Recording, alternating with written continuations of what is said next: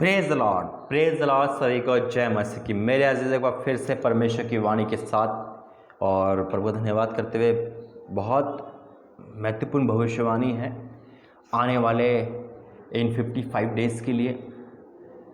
बहुत ज़रूरी है सुनना। देखो परमेश्वर का पैगाम होता है और आप सुनते नहीं है, इस बात से मुझे बहुत दुखी होता है, क्योंकि सुनोगे तो बचोगे, नहीं सुनोगे तो कैसे बचोगे, है ना। ये परमेश्वर का वाणी है, इसलिए प्रार्थना करें, मिलकर उपवास के साथ प्रार्थना करें ताकि ये विपत्ति, ये संकट ये दूर हो जाए। हालेलुया। आइए प्रार्थना करते हैं। धन्यवाद करते हैं पिता परमेश्वर तेरे सम्मुख आते वचन प्रार्थना में तो प्रेम उपस्थित दिखाता मैं आपका धन्यवाद करता हूँ। पिता परमेश्वर तूने राखा की मिट्टी को चुना, मैं आपका धन्यवाद करता हूँ। हाँ और आमीन के साथ आज तो सबसे बातें कर, यीशु मसीह के नाम से मांगते हैं। और पिता इस संकट के भविष्यवाणी पे दया कर, रहम कर पिता। आने दिनों में पिता परमेश्वर तो पूरी दुनिया पे जो संकट आने वाला है तो उस पर सब पर रहम कर पिता, ताकि तेरे नाम की महिमा हो। हम घटे और आप बढ़े, यीशु मसीह के नाम से मांगते हैं, आमीन। मेरे ऐसे तो आने वाले 55 डेज बहुत संकट भरे होने वाले पूरी दुनिया के लिए, हिंदुस्तान के लिए नहीं वरन पूरी दुनिया के लिए। और फिर से आप वही संकट, विलाप, महामारी, तकलीफ, भूकंप, हर वो चीज़ देखोगे जो संकट को दर्शाती है और भयंकर देखोगे। मैं कभी भी ऐसे नहीं आता हूँ, आप सबको पता है, जब तक परमेश्वर नहीं बोलता। और प्रभु ने मुझे 3 बार संकट के बारे में बताया, तो जब बताया है तो फिर अब मुझे आपके सामने आना पड़ा। अगर नहीं आऊँगा तो फिर प्रभु उसका लेखा मुझसे लेगा। इसलिए मेरे जो आज से ही प्रार्थना करना स्टार्ट कर दे, क्योंकि आज से और 31 दिसंबर से पहले बहुत संकट आने वाला है, हिंदुस्तान से लेकर बाहर तक, यानी कि पूरी दुनिया तक।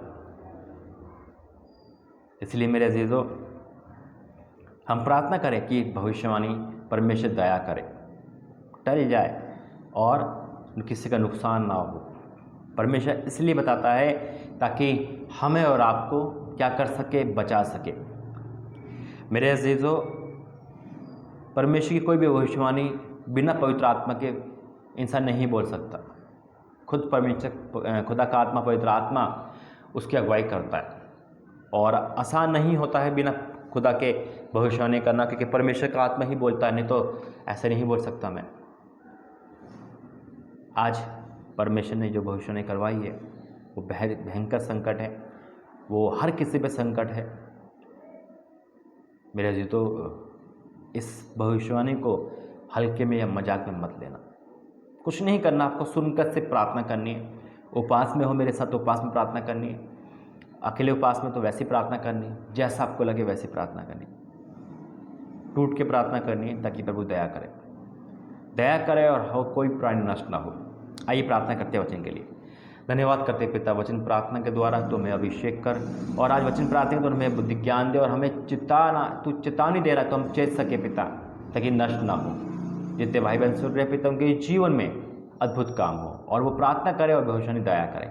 यीशु मसीह के नाम से मांगते हैं, आमीन।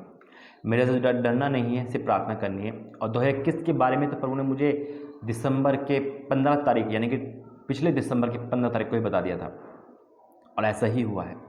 सारी भविष्यवाणी पूरी हुई है। लास्ट के 55 डेज पूरी दुनिया के लिए फिर से संकट भरे होंगे। जिस वचन से मुझे प्रभु ने बात करी, बार बार वो वचन मेरे सामने आ रहा था। और आज जब मैं भविष्य यानी कि इस प्रार्थना को बना रहा हूँ, उससे पहले प्रभु ने मुझे एक संकट वाला चिन्ह दिखाया, और चिन्ह देखते ही मैंने आपके सामने इस प्रार्थना को रखा। परमेश्वर दया करें और हमारी गलती को क्षमा करें, आमीन। निकालेंगे आमोस चैप्टर, निकालेंगे बाइबल में से आमोस उसका 9 अध्याय, 8 अध्याय, आमोस उसका 8 अध्याय,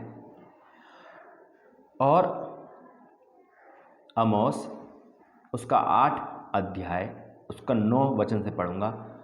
आमोस उसका 8 का 9 क्या लिखा है? परमेश्वर यहोवा की ये वाणी है, उस समय मैं सूर्य को दोपहर के समय अस्त करूंगा और इस देश को दिन दोपहर अंधियारा कर दूंगा। मैं तुम्हारे पर्वों के उत्सव को दूर करके विलाप करवाऊंगा और तुम्हारे सब गीतों को दूर करके विलाप के गीत गवाऊंगा। मैं तुम सब की कटी में टाट बनवाऊंगा और तुम सबके सिरों को मड़वाऊंगा। ऐसा विलाप कराऊंगा जैसा इकलौते के लिए होता है, और उसका अंत कठिन दुख के सा होगा। देखो बाइबल में वचन बहुत मीनिंग बताते हैं, लेकिन इस वचन से मुझसे प्रभु ने इस तरह से बात करी है। अब आप कहोगे भाई ये वचन तो किसी और को दर्शाता है, किसी और को दर्शाता है, ये वहाँ का दर्शाता नहीं। जिस तरह से जैसे प्रभु बात करता है वचन उसी तरह से दर्शाता है। हालेलुया। आज प्रभु ने मुझे इसके द्वारा बात करी है कि मैं संकट लाऊंगा, मैं अंधियारा कर दूंगा, मैं दोपहर का अंधकार का मतलब है कि प्रभु ये बता रहा है कि लॉकडाउन लग जाएगा, आने वाले दिन में कोई बाहर नहीं निकलेगा, अंधियारा हो जाएगा, तो घर में बैठेंगे लोग, रात में घर में ही बैठते हैं। क्या लिखा है?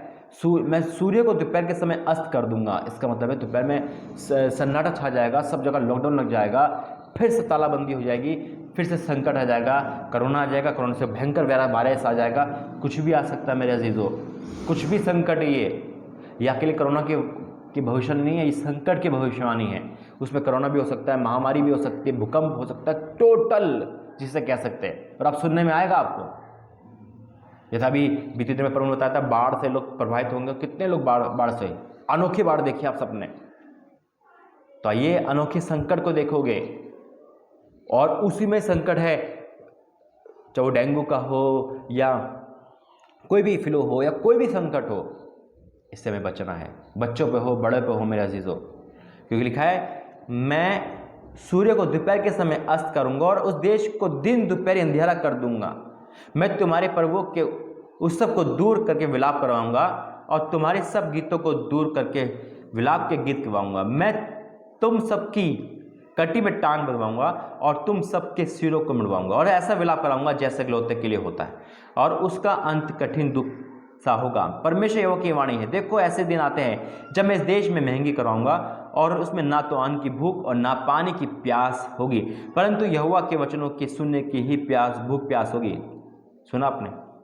जब संकट आता है तो लोग कहाँ जाते हैं? परमेश्वर के वचन ढूंढते, प्रार्थना करते। भी कोरोना आया था 2 साल, और कोरोना जैसे चल रहा है तो लोगों ने क्या करा? वचन पढ़ना शुरू कर दी, प्रार्थना करना शुरू कर दिया, जगह जगह वचन करे। और एक सर्वे के अनुसार कि इस बार जो 2 साल में जो बाइबल बिकी है, छपी है, बहुत तादाद में छपी है पहले की अपेक्षा।